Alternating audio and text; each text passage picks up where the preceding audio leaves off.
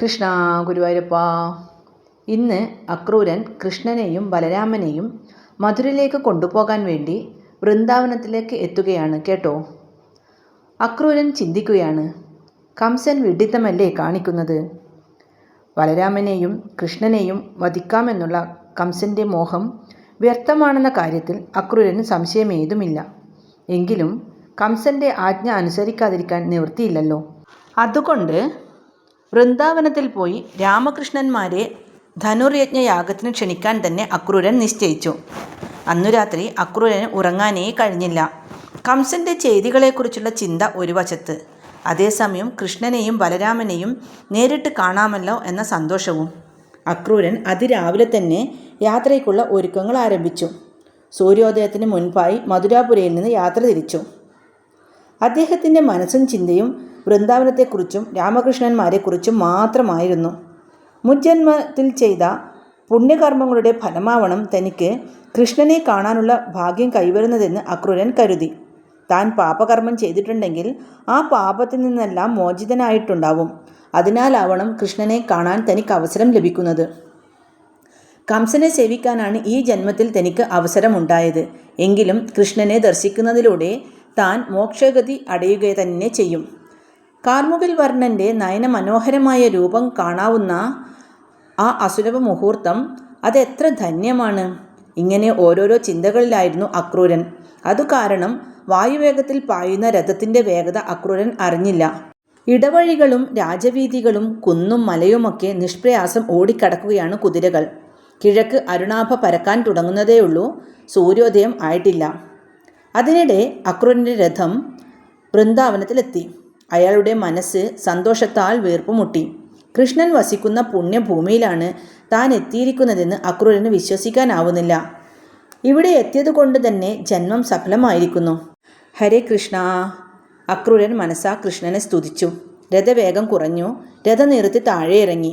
കുതിരകളെയും രഥത്തെയും മാറ്റി നിർത്തിയിട്ട് അക്രൂരൻ വൃന്ദാവനത്തിൻ്റെ ഭംഗി ആസ്വദിച്ചു. എത്ര മനോഹരമായ പ്രദേശം! പുണ്യഭൂമി മനോഹരമാവാതിരിക്കുന്നതെങ്ങനെ? അക്രൂരൻ മുന്നോട്ട് നടന്ന് നന്ദഗോപൻ്റെ വീട്ടുമുറ്റത്തെത്തി. അപ്പോഴേക്കും ഭക്തിയും സന്തോഷവും കൊണ്ട് അക്രൂരൻ വീർപ്പ് മുട്ടിയിരുന്നു.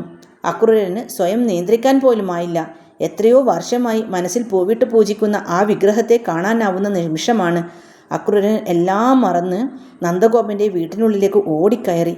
അതാ തൻ്റെ കൺമുന്നിൽ ആ അത്ഭുതകരമായ കാഴ്ച.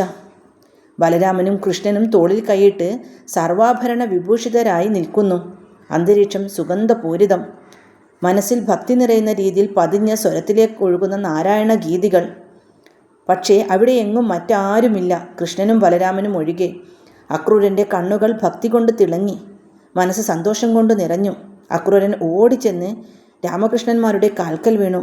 അക്രൂരൻ്റെ സന്തോഷാശ്രുക്കൾ അവരുടെ പാദപത്മങ്ങളിൽ ഈറനണിയിച്ചു. അക്രൂരൻ അവരോട് എല്ലാം വിളിച്ചു പറയണമെന്നുണ്ടായിരുന്നു. കംസൻ്റെ ആസൂത്രണങ്ങളെക്കുറിച്ചും വരാൻ പോകുന്ന അപകടങ്ങളെക്കുറിച്ചും എല്ലാം. പക്ഷേ ഭഗവാനെ നേരിൽ കണ്ട സന്തോഷം കൊണ്ട് അക്രൂരൻ്റെ കണ്ഠമിടറി. വാക്കുകൾ പുറത്തേക്ക് വന്നില്ല. അക്രൂരൻ പറയാതെ തന്നെ ബലരാമനും കൃഷ്ണനും കാര്യങ്ങളൊക്കെ അറിഞ്ഞിരുന്നു. ഹരേ കൃഷ്ണ. കൃഷ്ണൻ അക്രൂരനെ പിടിച്ചെഴുന്നേൽപ്പിച്ചു. എന്നിട്ട് ആലിംഗനം ചെയ്തു. അക്രൂരന് ഒന്നും വിശ്വസിക്കാനാവുന്നില്ല.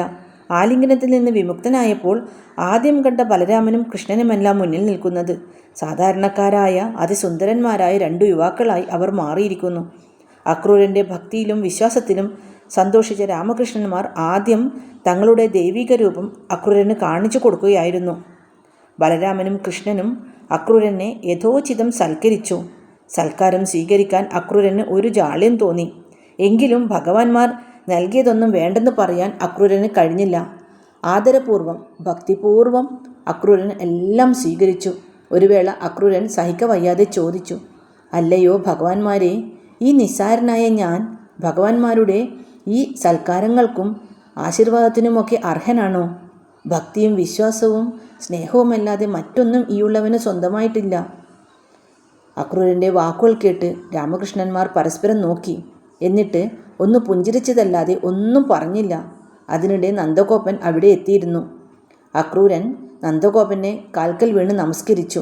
അക്രൂരനെ പിടിച്ചെഴുന്നേൽപ്പിച്ചുകൊണ്ട് നന്ദഗോപൻ ചോദിച്ചു, അക്രൂര, അങ്ങേപ്പോലെയുള്ള ഒരാൾ മധുരാപുരിയിൽ കംസന്റെ രാജകൊട്ടാരത്തിൽ എങ്ങനെയാണ് ജീവനോടെ കഴിയുന്നത്? കശാപ്പുകാരും ആടുകളെ വളർത്താറുണ്ടല്ലോ. തൻ്റെ കാര്യമോർക്കുമ്പോൾ എനിക്ക് നന്ദഗോപൻ മുഴുമിപ്പിച്ചില്ല. അതിന് അക്രൂരന് മറുപടി പറയാനുമായില്ല. നന്ദഗോപന്റെ വാക്കുകൾക്ക് അക്രൂരൻ എന്തു പറയാനാണ്? അക്രൂരൻ വൃന്ദാവനത്തിൽ വന്നിരിക്കുന്നത് എന്തിനാണെന്ന് കൃഷ്ണനെ അറിയാതെയല്ല. എങ്കിലും കൃഷ്ണൻ അക്രൂരനോട് ആരാഞ്ഞു, അങ്ങ് ഒരറിയിപ്പും കൂടാതെ പെട്ടെന്ന് ഇവിടേക്ക് വരാൻ കാരണം വല്ലതും? കംസൻ അറിഞ്ഞിട്ട് തന്നെ ആവണമല്ലോ അങ്ങ് വന്നിട്ടുള്ളത്. അതെ, കംസന്റെ കൽപ്പന പ്രകാരമാണ് ഞാൻ വന്നിരിക്കുന്നത്. ഭഗവാന്മാരായ നിങ്ങളെ ക്ഷണിക്കാനാണ് ഞാൻ വന്നിട്ടുള്ളത്, അക്രൂരൻ പറഞ്ഞു. ക്ഷണിക്കാനോ? എന്തിനെ? ബലരാമനാണ് ചോദിച്ചത്. എല്ലാം പറയാം, അക്രൂരൻ പറഞ്ഞു. നിങ്ങളാണ് ദേവകിയുടെ പുത്രന്മാരെന്ന് കംസന് ഇപ്പോൾ തീർച്ചയായി. അതുകൊണ്ട് നിങ്ങളെ വകവരുത്തുക എന്നതാണ് കംസന്റെ ഏറ്റവും വലിയ ആവശ്യവും ആഗ്രഹവും. അതിനുള്ള ചതിപ്പണികളിലാണ് കംസൻ ഇപ്പോൾ. ധനുർയജ്ഞ മഹോത്സവം കൊണ്ടാടാനുള്ള തയ്യാറെടുപ്പിലാണ്.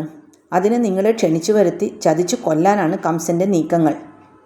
ഉത്സവത്തിൽ പങ്കെടുക്കാനെത്തുന്ന നിങ്ങളെ ആൾക്കൂട്ടത്തിനിടയിൽ വെച്ച് കുവലയാപീഠം എന്ന കൊമ്പനാനയെ കൊണ്ട് ചവിട്ടിച്ച് കൊല്ലുകയോ മല്ലന്മാരെ കൊണ്ട് തല്ലി കൊല്ലുകയോ ചെയ്യാമെന്നാണ് കംസന്റെ വ്യാമോഹം.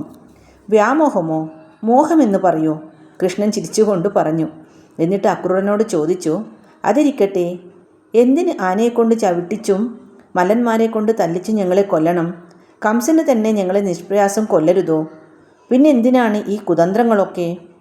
ഭഗവൻ, കംസൻ പൊതുജനത്തെ ഭയക്കുന്നു. കംസനാണ് നിങ്ങളെ കൊന്നതെന്ന് ജനമറിഞ്ഞാൽ അയാളെ അവർ വെറുതെ വിടില്ല.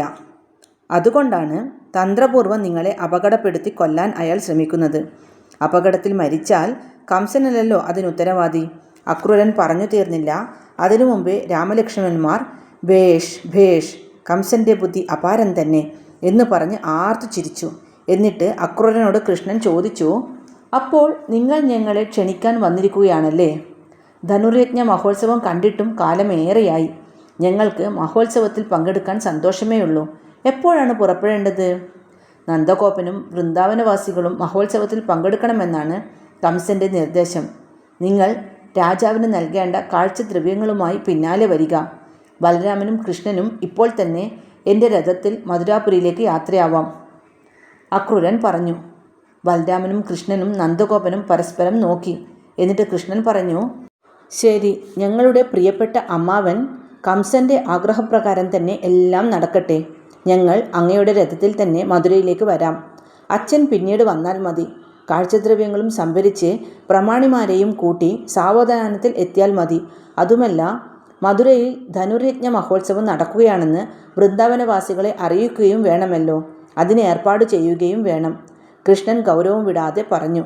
കൃഷ്ണനും ബലരാമനും നന്ദഗോപനും വീട്ടിനുള്ളിലേക്ക് പോയി. അവർ യാത്രയ്ക്കുള്ള ഒരുക്കങ്ങളിൽ ഏർപ്പെട്ടു.